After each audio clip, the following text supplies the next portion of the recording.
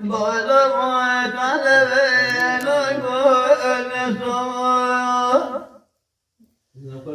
نقد خاشن جبه تربه مزومه نقد خاشن جبه تربه مزومه اجا کدیمه کنار گل سوار کدیمه کنار گل سوار لو بده دربه اجا شله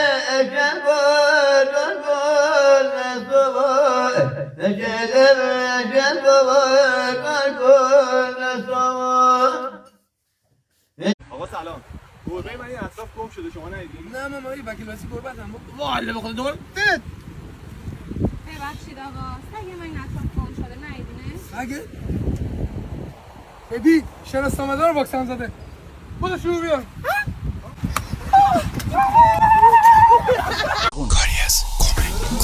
نونه بای محلمون هر روز به من نون میداد دخترشم شبا میومد به داداشم درس میداد کت خدای محلمون حرفای درست میزد حداقل تو باغشون هفته یه بار گل میکاشت کفاش باشی محلمون کفش من رو فاکس میزد دخترشم رو پشت بوم همش باسم میرقصید گندلات محلمون چاقو رو بیزاش تو باشتش دعوا میشد فرار میکرد بر تیکه یه کرد خر پدر بزرگم همیشه تو باغشون سیر میکاش مادر بزرگم هم شبا یک دل سیر غذا میخورد سیبیلوی محلمون تو خونشون میخورد باسم لالایی بعضی اوقات تو زیر زمین منو میکرد نصیحت